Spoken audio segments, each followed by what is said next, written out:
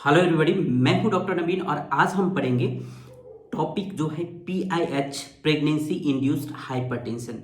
और ये टॉपिक आपके लिए बहुत ही इंपॉर्टेंट होने वाला है। रीज़न ये कि ईच एंड एवरी एग्जाम में, अगर या तो आप लाइसेंसिंग एग्जाम की प्रिपरेशन कर रहे हैं या तो आप यूनिवर्सिटी एग्जाम के लिए प्रिपरेशन कर रहे हैं या कहीं से अगर आप MBBS पढ़ रहे हैं तो ये टॉपिक आपके लिए बहुत ही इंपॉर्टेंट होने वाला है। तो इसको हम थोड़ा सा डिटेल में, बट जितना MBBS के लेवल में हमको चाहिए बस हम उतना पढ़ेंगे, ठीक है।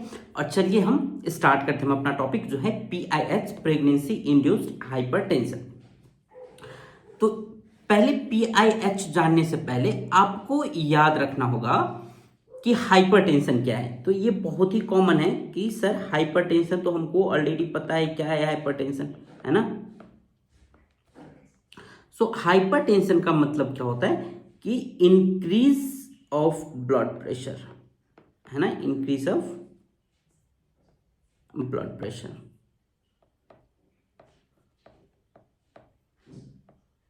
ठीक है। तो सर नॉर्मल बीपी कितना होता है? सो नॉर्मल ब्लड प्रेशर आप सबको पता होगा 120/80 है ना, 120/80 mmHg। ये है नॉर्मल ब्लड प्रेशर का लेवल, इतना होना ही चाहिए बॉडी में, ठीक है। अब हम देखते हैं, देखिए हाइपरटेंशन किसी को भी हो सकता है, ठीक है, किसी भी एज ग्रुप में हो सकता है। अब क्या है कि हम आज जो डिस्कस कर रहे हैं ये हम प्रेगनेंसी के टाइम पे जो हाइपरटेंशन होता है इसके विषय पर आज हम डिस्कस करेंगे, इस टॉपिक पे हम डिस्कस करेंगे और इसी को हम बोलते हैं प्रेगनेंसी इंड्यूस्ड हाइपरटेंशन। तो ऐसा क्यों होता है सर, ऐसा क्या प्रॉब्लम होता है प्रेगनेंसी के टाइम पे कि ब्लड प्रेशर का लेवल जो है वो इंक्रीज हो जाता है या प्रेगनेंसी इंड्यूस्ड हाइपरटेंशन होता है। तो सबसे पहले तो आपको ये याद रखना है कि प्रेगनेंसी इंड्यूस्ड हाइपरटेंशन का एक ही वजह है जो है प्लासेंटल पैथोलॉजी। प्लासेंटा में कुछ चेंजेस होता है, प्लासेंटल में कुछ पैथोलॉजी ऐसे बन जाती है जिसकी वजह से क्या होता है कि हाइपरटेंशन क्रिएट हो जाता है, ठीक है।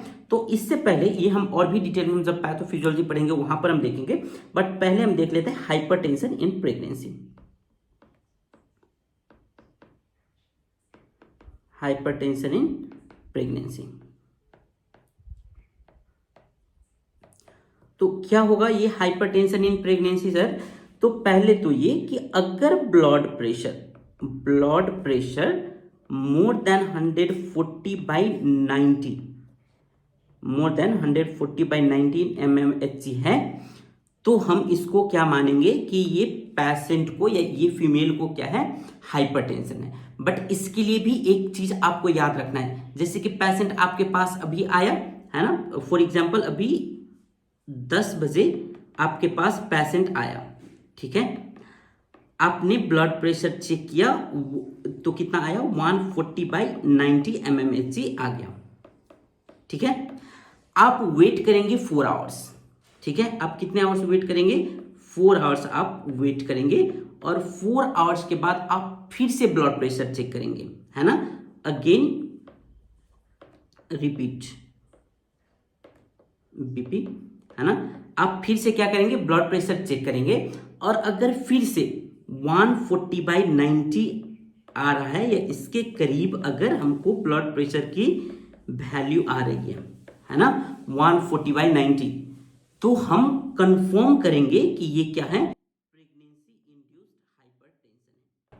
सो आपको क्या याद रखना है कि जो टाइम इंटरवल जो होता है डायग्नोस करने के लिए, जो टाइम इंटरवल जो होता है वो कितना होता है सर, तो 4 आवर्स होता है ना। जैसे कि 10 बजे पेशेंट आपके पास आया, आपने मेजर ले लिया, ब्लड प्रेशर मेजर किया, 140/90 आई, ठीक है, फिर आप क्या करेंगे, 4 घंटे वेट करेंगे, यानी कि 11, 12, 1, 2 बजे आप फिर क्या करेंगे, पेशेंट का फिर से आप ब्लड प्रेशर टेस्ट करेंगे, चेक करेंगे और ब्लड प्रेशर का लेवल फिर से 140/90 या इससे अगर ज्यादा, है ना, 140/90 या इससे अगर ज्यादा आ रही है, ठीक है, मोर देन 140/90, तो हम इसको क्या डायग्नोस करेंगे, ये PIH है, ठीक है, क्लियर। चलिए अब हम देखते हैं types of hypertension. Types of hypertension in pregnancy, ठीक है। Types of hypertension in pregnancy. Pregnancy में कितने टाइप का हाइपरटेंशन होता है? तो पहले तो एक होता है क्रोनिक हाइपरटेंशन, क्रोनिक हाइपरटेंशन, और दूसरा जो होता है वो होता है pregnancy induced hypertension, pregnancy induced hypertension. ठीक है, so currently we have two types of hypertension during pregnancy.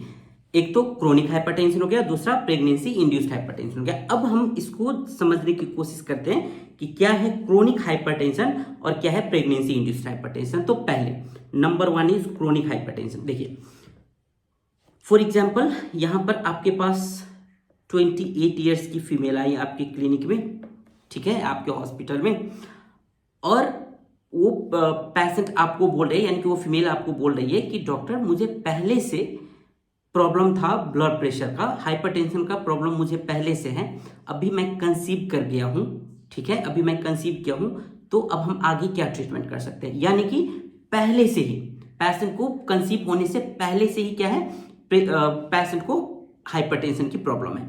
ये हो गया क्रोनिक हाइपरटेंशन।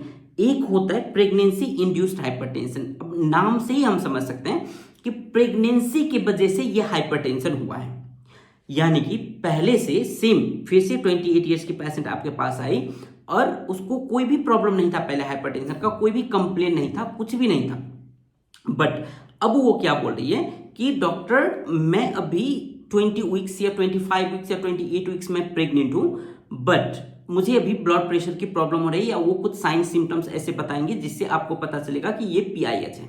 ठीक है, यानी कि प्रेगनेंसी की वजह से, पहले से नहीं था, जब वो प्रेग्नेंट हुई, प्रेग्नेंट होने के बाद किस रीजन की वजह से, तो प्लासेंटल चेंजेस की वजह से कुछ चेंजेस हुआ प्लासेंटा में, कुछ प्लासेंटल पैथोलॉजी मिला, जिसके वजह से क्या हो गया, प्रेगनेंसी इंड्यूस्ड हाइपरटेंशन हो गया। ठीक है, तो एक क्रोनिक हाइपरटेंशन भूलना नहीं, दूसरा pregnancy induced hypertension. Chronic hypertension जो हाइपरटेंशन बेबी कंसीव करने से पहले से ही है, और प्रेगनेंसी इंड्यूस्ड हाइपरटेंशन जो अभी जब से फीमेल ने कंसीव किया है ना, उसके बाद क्या हुआ है, हाइपरटेंशन होना स्टार्ट हुआ है। ठीक है, चलिए अब हम थोड़ा और डिटेल में हम देख लेते हैं क्या है ये chronic hypertension in pregnancy.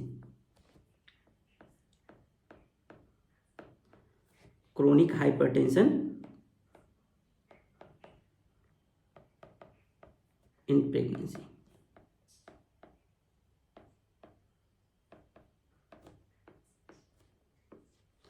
So पहले नंबर 1 जो आपको याद रखना है कि फीमेल को पहले से ही क्या है, हाइपरटेंशन है, और फिर जाकर वो कंसीव हुई है। तो इसमें यानी कि प्रेगनेंसी होने के बाद या कंसीव होने के बाद उसको हाइपरटेंशन का प्रॉब्लम नहीं हुआ है। गाइस कंफ्यूज मत होइएगा प्लीज, फिर से ध्यान से सुनिए। क्रोनिक हाइपरटेंशन जो पहले से फीमेल को, जिसको पहले से हाइपरटेंशन है, ठीक है, और प्रेगनेंसी इंड्यूस्ड हाइपरटेंशन जिसमें पहले पेशेंट ने कंसीव किया, पहले पेशेंट को बेबी हुआ, कंसीव कर ली, उसके बाद उसको हाइपरटेंशन होना स्टार्ट हुआ है। ठीक है, सो कंफ्यूज नहीं होना है। So female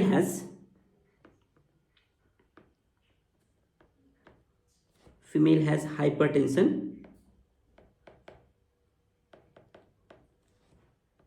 from earlier and now conceived baby,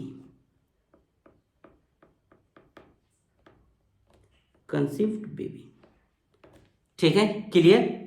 after that number 2, तो सर क्रोनिक हाइपरटेंशन में मतलब डे 1 से, प्रेगनेंसी के डे 1 से ही हाइपरटेंशन होगा। Yes, so blood pressure level increased, BP increased seen from day 1 of pregnancy, क्यों? क्योंकि patient को पहले से ही इसको हाइपरटेंशन है, इसलिए जब वो कंसीव करेगा और जब फर्स्ट डे में भी अगर आपके पास आ गया ना वो रेगुलर फॉलोअप के लिए या चेकअप के लिए, तो भी आप देखेंगे तो वहां पर ब्लड प्रेशर लेवल क्या होगा, इंक्रीज ही देखने को मिलेगा। ठीक है,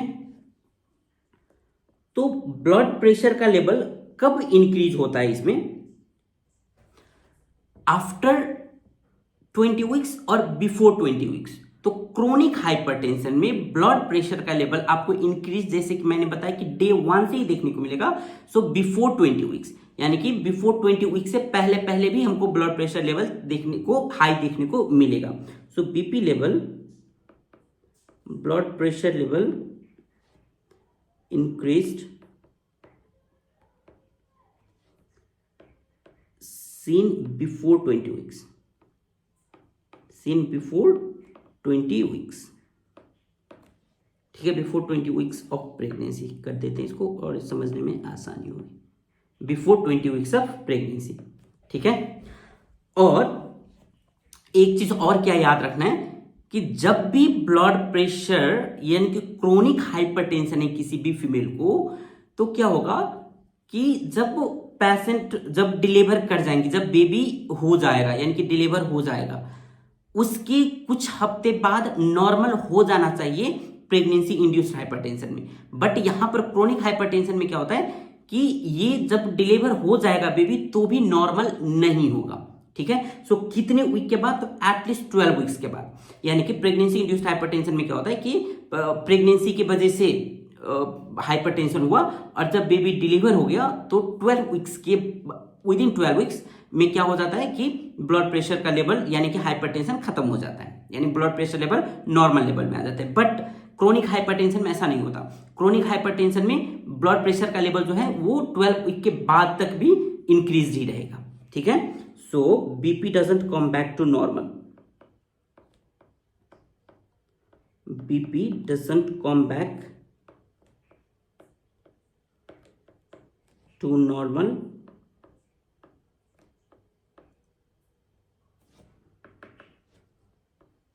after 12 weeks of delivery,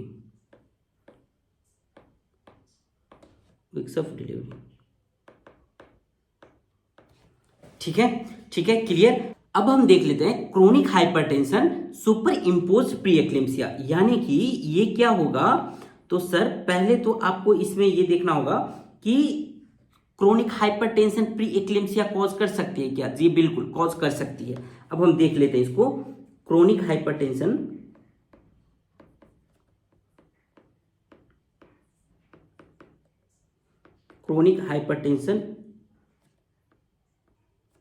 with super impose pre eclampsia.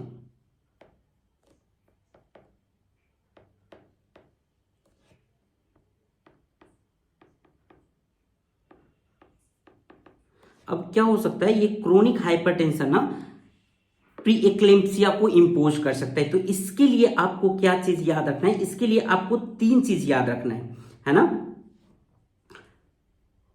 Patient को क्या होगा, डे 1 से ही आपको क्या देखने को मिलेगा, इंक्रीज ब्लड प्रेशर। डे 1 से ही आपको क्या देखने को मिलेगा, तो इंक्रीज ब्लड प्रेशर। ठीक है, फिर आपको क्या देखना है कि सडनली 20 वीक्स में, जब प्रेगनेंसी का जब 20 वीक्स होगा ना, जब प्रेगनेंसी का 20 वीक्स होगा तो कुछ सिम्टम्स देखने को मिलेगा। तो क्या क्या सिम्टम्स देखने को मिलेगा? So suddenly eight 20 weeks of pregnancy female experience any one of the following, any one of the following, any one of the following। तो क्या क्या देखने को मिल सकता है? तो अभी हम कुछ 3 चीजें देखेंगे। ये तीनों में से अगर कोई एक भी हमको दिख रहा है तो हम समझेंगे कि ये प्री एक्लेम्सिया की तरफ जा रहा है। ठीक है, तो पहले तो होगा uncontrolled BP, uncontrolled blood pressure, है ना। देखिए डे 1 से ही हमको क्या मिल रहा है, ब्लड प्रेशर का लेवल इंक्रीज हो रहा है। बट 20 वीक्स में जाकर पेशेंट एक्सपीरियंस करेगा कुछ सिम्टम्स, और जब हम ब्लड प्रेशर चेक करेंगे तो हम ब्लड प्रेशर वो कंट्रोल ही नहीं हो रहा होगा। ठीक है, so uncontrolled BP. After that proteinuria, यानी कि यूरिन में प्रोटीन का लेवल देखने को मिलेगा, और sign of end organ damage, sign of end organ damage.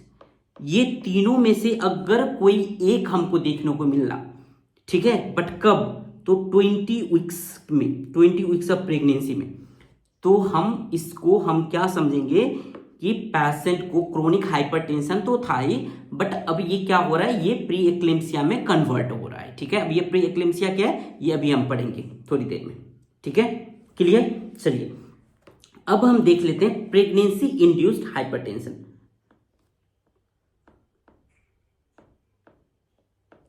Pregnancy induced hypertension.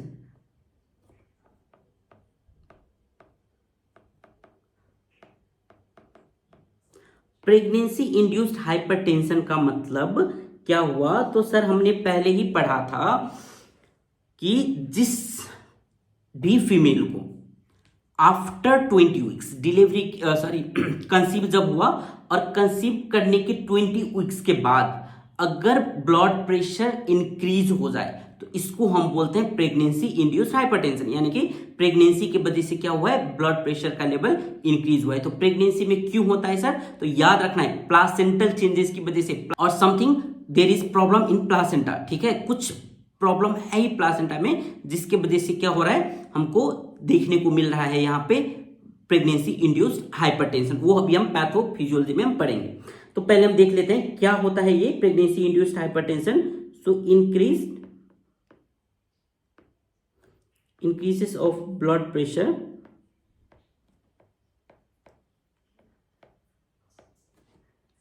during pregnancy। Chronic hypertension में हमने क्या पढ़ा था कि पहले से क्रोनिक हाइपरटेंशन इन प्रेगनेंसी में हमने क्या पढ़ा था कि पहले से ही पेशेंट को क्या होगा, उसको हाइपरटेंशन का प्रॉब्लम होगा। बट यहां पर क्या हो रहा है, ड्यूरिंग प्रेगनेंसी हमको देखने को मिला है। ठीक है, पहले पेशेंट नॉर्मल था, बट जब पेशेंट ने कंसीव किया, मैं बार बार रिपीट कर रहा हूं, जब पेशेंट ने कंसीव किया और तब पेशेंट जब हमारे पास आई, तब हम जब ब्लड प्रेशर का रीडिंग ले रहे हैं तो हमको पता चल रहा है कि पेशेंट को हाइपरटेंशन है। ठीक है, यानी कि जब बेबी कंसीव हुआ तब हाइपरटेंशन हुआ, पहले से पेशेंट को हाइपरटेंशन नहीं था। ठीक है, चलो तो सर इसमें ब्लड प्रेशर कितना होना चाहिए, तो सिस्टोलिक में, ये तो आपको पता है, ये सिस्टोलिक और डायस्टोलिक ना। सिस्टोलिक अगर मोर देन 140 mmHg है तो हम समझेंगे कि ये ब्लड प्रेशर का लेवल इंक्रीज है, या और डायस्टोलिक का लेवल मोर देन और इक्वल टू 90 mmHg है, तो हम समझेंगे कि ये क्या है, ब्लड प्रेशर का लेवल बढ़ा हुआ है। ठीक है, या दोनों भी हो सकता है, और बोथ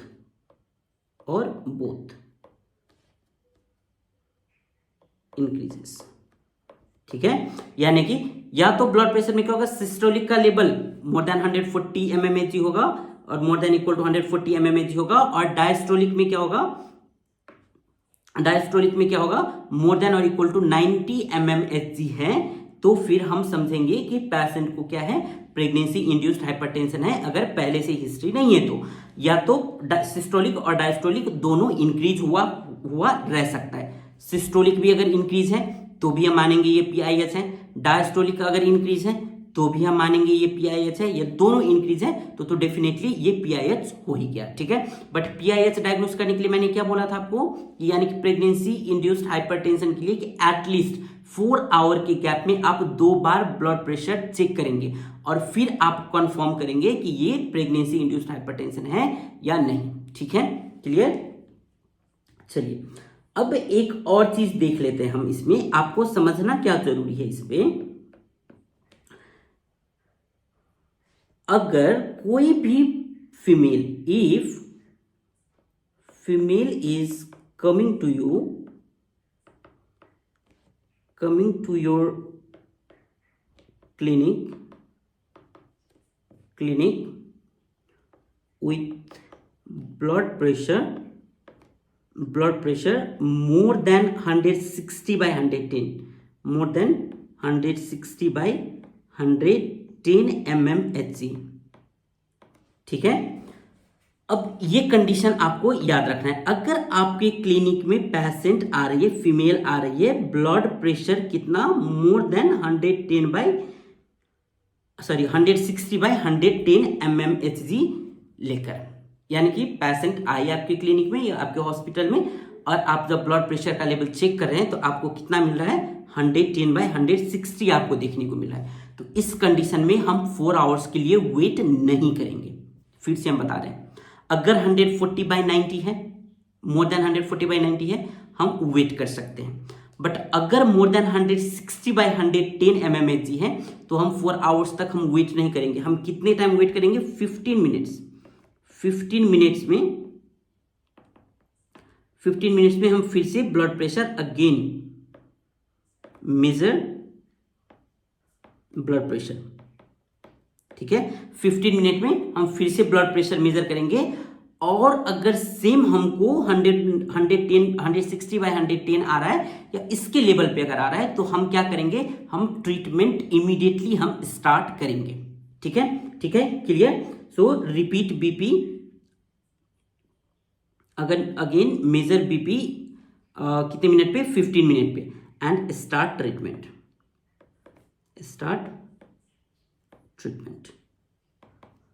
क्लियर, क्लियर एवरीवन। ठीक है, एक और चीज आपको क्या याद रखना है, आपको पहले डायग्नोस करना होगा, पहले आइडेंटिफाई करना होगा कि ये किस टाइप का हाइपरटेंशन है, क्रोनिक हाइपरटेंशन है या प्रेगनेंसी इंड्यूस्ड हाइपरटेंशन है। तो वो हम कैसे करेंगे sir, first we have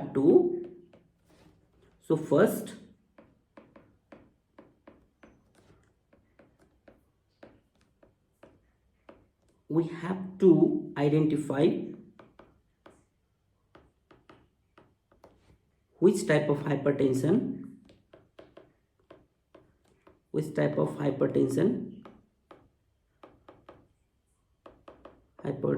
do have, है ना, do our patient have।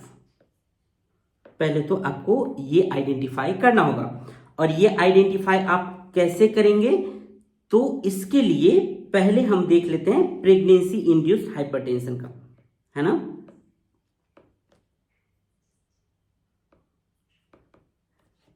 Pregnancy induced hypertension का हम कुछ चीजें देख लेते हैं जिससे आपको आइडिया लग जाएगा, और आप एक कंफर्म कर सकते हैं, या एक आप उस तरीके से सोच सकते हैं कि ये किस टाइप का हाइपरटेंशन है।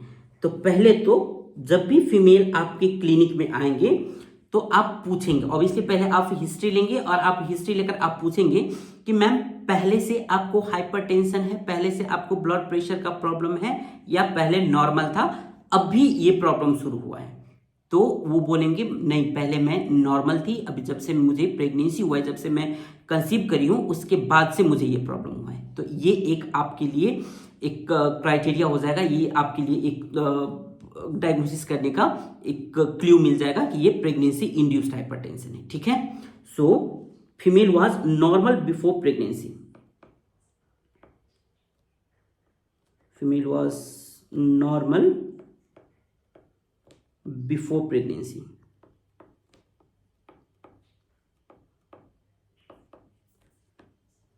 फिर वो क्या बोलेंगे कि जब से मैं कंसीव करी हूं उसके बाद से मुझे ये प्रॉब्लम होना स्टार्ट हुआ है, तो obviously BP increases during pregnancy, है ना, BP increases during pregnancy,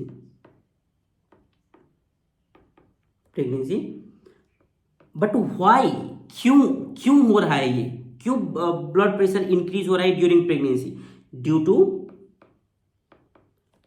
some placental pathology, due to some placental pathology।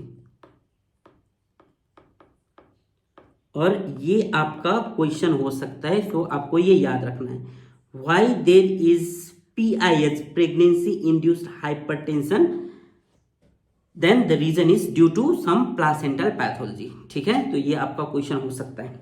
After that, किस टाइम पे, किस प्रेगनेंसी के किस वीक में जनरली पेशेंट को ये प्रॉब्लम होता है? सो 18 to 20 वीक्स। ठीक है, so it occurs around 18 to 20 weeks of pregnancy. 18 to 20 weeks of pregnancy. और ये भी आपका क्वेश्चन हो सकता है कि किस वीक में होता है, तो अप्रॉक्स 18 to 20 वीक्स, है ना, या around 18 to 20 weeks of pregnancy में हमको सिम्टम्स देखने को मिल सकता है। ठीक है, after that normally blood pressure increases after 20 weeks, after 20 weeks. ठीक है, जनरली क्या होता है, आफ्टर 20 वीक्स में ब्लड प्रेशर इंक्रीज देखने को मिलता है PIH के केस में। और इसमें एक और चीज आपको क्या रखना है कि अगर PIH का केस है तो जब बेबी डिलीवर हो जाएगा उस टाइम पे क्या होगा, तो उस टाइम पे आफ्टर 12 वीक्स, आज जैसे आज डिलीवर हुआ बेबी, तो आज से 12 वीक्स के बाद या 12 वीक के अंदर अंदर में वो ब्लड प्रेशर जो है वो इंक्रीज नहीं रहेगा, यानी कि वो ब्लड प्रेशर, वो हाइपरटेंशन नॉर्मल हो जाएगा। ठीक है, खुद से क्या हो जाएगा, नॉर्मल हो जाएगा। BP comes normal, blood pressure comes normal within 12 weeks of delivery, within 12 weeks of delivery. ठीक है, इतना क्लियर है। चलिए अब हम देख लेते हैं टाइप्स ऑफ PIH। हमने प्रेगनेंसी इंड्यूस्ड हाइपरटेंशन देखा, हमने क्रोनिक हाइपरटेंशन देखा, हमने नॉर्मल ब्लड प्रेशर का लेवल देखा, हमने ये भी देखा कि प्रेगनेंसी में कितना ब्लड प्रेशर इंक्रीज हो जाएगा, यानी कि कितना लेवल होगा तो हम इसको हाइपरटेंशन इन प्रेगनेंसी हम मानेंगे। ठीक है, अब हम देख लेते हैं types of PIH।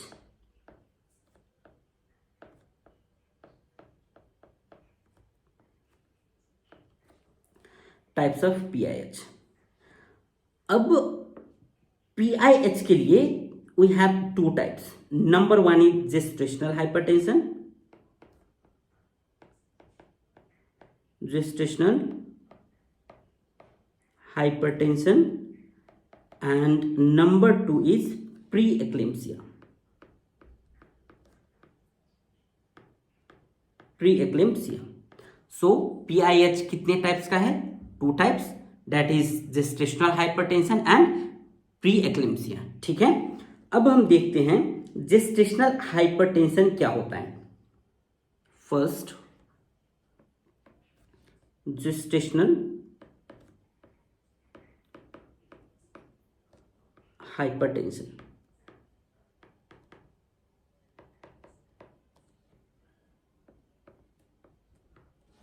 Gestational hypertension, तो जेस्टेशनल हाइपरटेंशन में आपको याद रखना है blood pressure increases after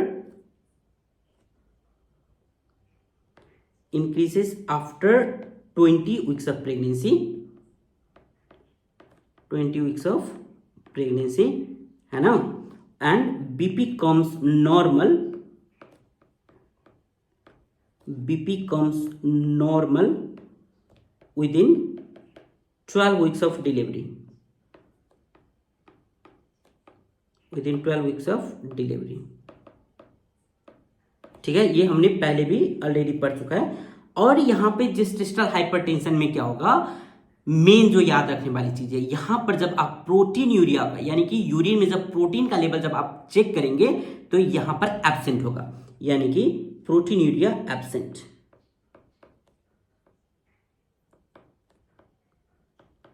protein urea क्या होगा, एब्सेंट होगा।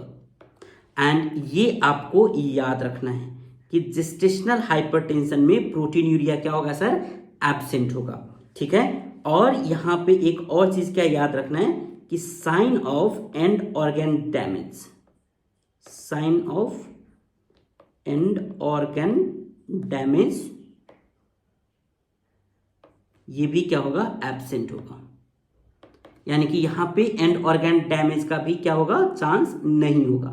ठीक है, यहाँ पे एंड ऑर्गन डैमेज का रिस्क नहीं है। तो सर जेस्टेशनल हाइपरटेंशन में किस किस चीज का रिस्क नहीं है, तो यूरिन में प्रोटीन का रिस्क नहीं है और ऑर्गन डैमेज का भी रिस्क नहीं है।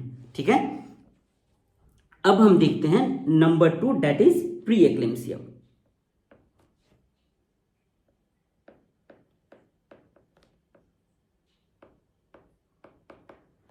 प्री एक्लेम्सिया, सो प्री एक्लेम्सिया में क्या होगा, इसमें भी blood pressure increases after 20 weeks, increases after 20 weeks of pregnancy, है ना। एंड इसमें भी क्या होगा, BP comes normal with in 12 weeks, with in 12 weeks of delivery. ठीक है, ये दोनों सेम है जेस्टेशनल हाइपरटेंशन में भी और प्री एक्लेम्सिया में भी। तो हम डिफरेंशिएट के लिए हम क्या करेंगे, तो सर यहां पर प्रोटीन यूरिया प्रेजेंट होता है, कहां पे, प्री एक्लेम्सिया में। सो प्रोटीन यूरिया प्रेजेंट, ठीक है, and sign of end organ damage can be seen, sign of end organ damage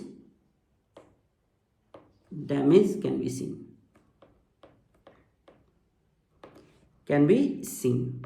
तो ये दो चीज आपको याद रखना है। Again and again I am telling you guys कि प्रोटीन यूरिया प्रेजेंट होता है प्री एक्लेम्सिया में, बट जेस्टेशनल हाइपरटेंशन में प्रोटीन यूरिया क्या होता है, एब्सेंट होता है। ठीक है, प्रोटीन यूरिया जेस्टेशनल हाइपरटेंशन में एब्सेंट है बट प्री एक्लेम्सिया में प्रेजेंट है। और sign of end organ damage absent है जेस्टेशनल हाइपरटेंशन में, but sign of end organ damage present है कहां पे, प्री एक्लेम्सिया में। ठीक है, यहां तक क्लियर। चलिए अब हम थोड़ा देख लेते हैं प्रोटीन यूरिया, थोड़ा सा हम समझा देते हैं आपको क्या है ये proteinuria.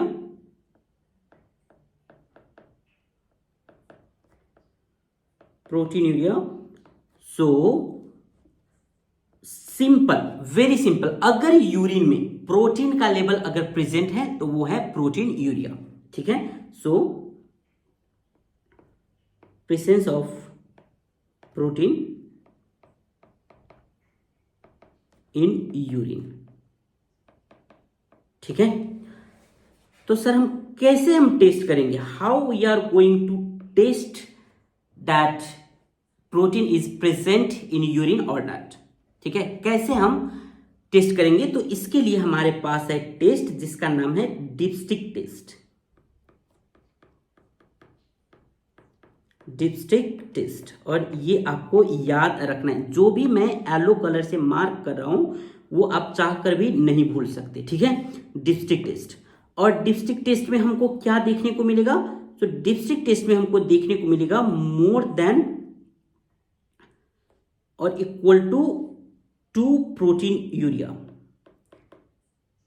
Protein in urine. ठीक है, हमको मोर देन +2 प्रोटीन यूरिया हमको देखने को मिलेगा डिपस्टिक टेस्ट में। ठीक है, ठीक है, क्लियर। और यहां पर एक और चीज आपको क्या देखने को मिलेगा, तो 24 आवर्स में, 24 आवर्स में 24 आवर्स में यूरिन प्रोटीन का जो एक्सट्रैक्शन है, यूरिन प्रोटीन एक्सट्रैक्शन जो है वो कितना करता है सर, तो वो करता है 0.3 ग्राम पर लीटर। हम 24 आवर्स यूरिन हम क्या करेंगे, 24 आवर्स तक हम चेक करेंगे, और 24 आवर्स में जो यूरिन का प्रोटीन एक्सट्रैक्शन रेट जो है वो क्या है, 0.3 ग्राम पर लीटर। ठीक है, और ये भी आपको याद रखना है। और एक चीज आपको क्या याद रखना है कि प्रोटीन और क्रेटिनिन का जो रेशियो होता है, क्रेटिनिन का जो रेशियो होगा वो कितना होगा, तो वो होगा मोर देन इक्वल टू 0.3। और ये भी आपका क्वेश्चन हो सकता है, ये आपका क्वेश्चन हो सकता है, और ये आपका क्वेश्चन हो सकता है, ठीक है, और ये लेवल भी हो सकता है। तो प्रोटीन और क्रेटिनिन का रेशियो कितना होगा सर, तो वो होगा मोर देन 0.3। तो प्रोटीनूरिया का मतलब presence of protein in urine. और टेस्ट हम कैसे करेंगे, तो डिस्ट्रिक्ट मेथड से डिस्ट्रिक्ट टेस्ट हम करेंगे, और उसमें हमको क्या देखने को मिलेगा, तो डिस्ट्रिक्ट टेस्ट में हमको देखने का मिलेगा 2 से ज्यादा होगा प्रोटीन का लेवल, है ना। और 24 आवर में यूरिन प्रोटीन एक्सट्रैक्शन कितना होगा, तो 0.3 ग्राम पर लीटर होगा। और प्रोटीन और क्रेटिनिन का रेशियो कितना होगा सर, तो मोर देन 0.3 होगा। तो sign of end organ damage क्या होता है, हमने sign of end organ damage तो हमने तो पढ़ा, बट क्या होता है ये हमको कैसे पता चलेगा कि ये साइन है एंड ऑर्गन डैमेज का। तो sign of end organ damage, क्या क्या साइन हमको देखने को मिलेगा इसमें, तो पहले तो हमको प्लेटलेट्स का लेवल जो होगा वो हमको कम देखने को मिलेगा। तो कितना कम देखने को मिलेगा, तो लेस देन 1 लाख, ठीक है, ठीक है। सो प्लेटलेट्स काउंट कितना होगा sir, so less than 1 lakh, ठीक है। तो इसमें क्या क्या एलिवेट होगा, तो लीवर एंजाइम एलिवेट होगा, ठीक है। कितना एलिवेट होगा, तो मोर देन 2 टाइम्स, यानी कि elevated liver enzyme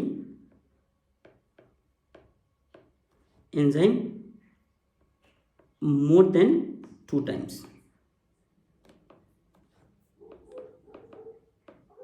more than 2 times of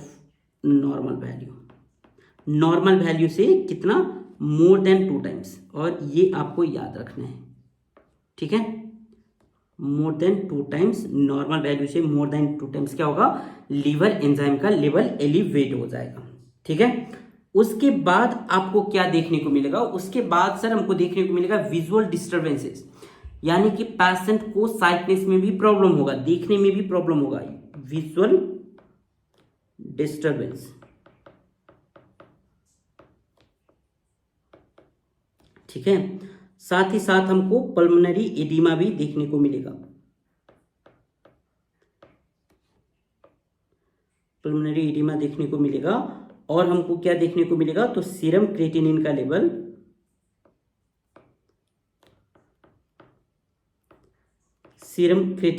का लेवल जो होगा वो कितना होगा सर, तो मोर देन 1.1 mg/dl, ठीक है। और ये आपको याद रखना है, सीरम क्रेटिनिन का लेवल हमको कितना देखने को मिलेगा sign of end organ damage में, तो जब भी हम देखेंगे कि सीरम क्रेटिनिन का लेवल 1.1 mg/dl से ज्यादा है, पल्मोनरी एडिमा है, पेशेंट को विजुअल डिस्टर्बेंसेस हो रहे हैं, liver enzyme more than 2 times है ना नॉर्मल वैल्यू से, और platelet count less than 1 lakh है, तो ये अगर कुछ साइन हमको अगर देखने को मिला तो फिर हम कंफर्म करेंगे कि ये क्या है, sign of end organ damage, यानी कि पेशेंट का जो ऑर्गन डैमेज का जो प्रोसेस है वो स्टार्ट हो चुका है, ठीक है, ठीक है। और हम देख लेते हैं प्री एक्लेम्सिया का क्लासिफिकेशन।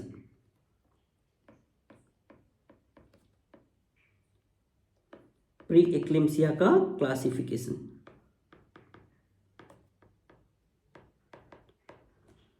सो प्री एक्लेम्सिया को क्लासिफाई किया गया है 2 टाइप्स में। Number 1 is mild pre eclampsia,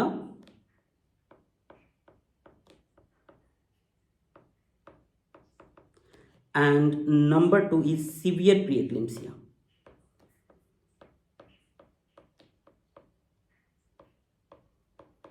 severe preeclampsia, ठीक है, माइल्ड प्रीएक्लेम्सिया और सीवियर प्रीएक्लेम्सिया। तो हम कैसे हम डायग्नोस करेंगे कि ये माइल्ड प्रीएक्लेम्सिया है या सीवियर प्रीएक्लेम्सिया है, तो सिंपल लैंग्वेज में हम इसको समझने की हम कोशिश करते हैं। इसके लिए हम 2 चीज देखेंगे। पहले तो हम क्या देखेंगे कि ब्लड प्रेशर का लेवल क्या है, ठीक है, और दूसरा हम क्या देखेंगे, sign of end organ damage है या नहीं है, sign of end organ damage है या नहीं, इट इज प्रेजेंट और एब्सेंट। ये दो चीज हम देखेंगे और इसके बिहाफ पर हम डायग्नोस करेंगे क्या कि ये माइल्ड प्री एक्लेम्सिया है या सीवियर प्री एक्लेम्सिया है। तो सर माइल्ड प्री एक्लेम्सिया में हमको क्या देखने को मिलेगा, सो ब्लड प्रेशर का लेवल जो होगा बीपी यानी कि ब्लड प्रेशर का लेवल होगा वो मोर देन और इक्वल टू 140/90 mmHg होगा, ठीक है, बट लेस देन 160/110 mmHg रहेगा, ठीक है। ये दो चीज, माइल्ड प्री एक्लेम्सिया में ब्लड प्रेशर का लेवल क्या होगा, more then 140/90 but less than 160/110 mmHg। और इसमें क्या होगा,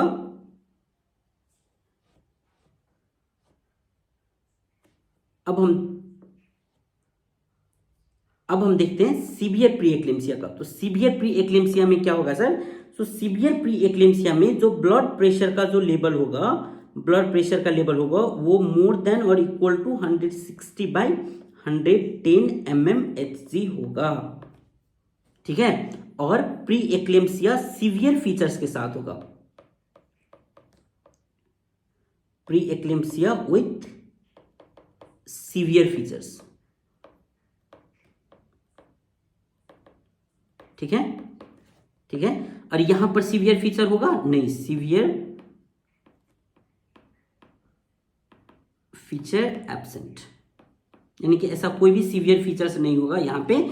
माइल्ड प्री एक्लेम्सिया में कोई भी सीवियर फीचर्स नहीं होगा बट सीवियर प्री एक्लेम्सिया में सीवियर फीचर्स होगा। माइल्ड प्री एक्लेम्सिया में ब्लड प्रेशर का लेवल जो है वो मोर देन 140/90 होगा बट लेस देन 160/10 होगा। बट सीवियर प्री एक्लेम्सिया में क्या होगा, ब्लड प्रेशर का लेवल मोर देन 160/110 होगा, ठीक है। ये दो चीज आपको याद रखना है। अब हम देख लेते हैं फीचर्स, सीवियर प्री एक्लेम्सिया का फीचर्स क्या क्या हो सकता है, ठीक है। So features of severe preeclampsia,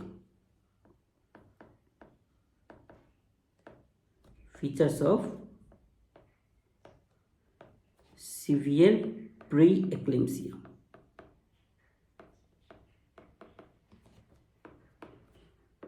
number 1 oliguria, oliguria यानी कि यूरिन का लेवल जो है वो क्या हो जाएगा, कम हो जाएगा, ठीक है। पेशेंट का यूरिन का लेवल कम हो जाएगा।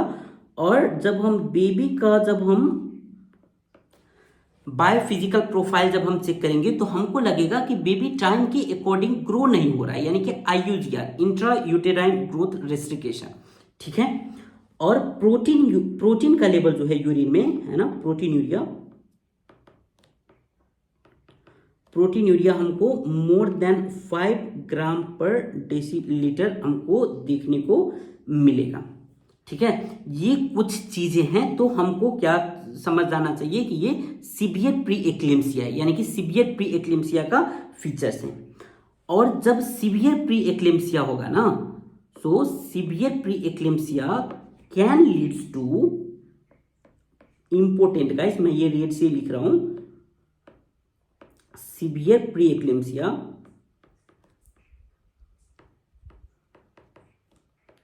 Can leads to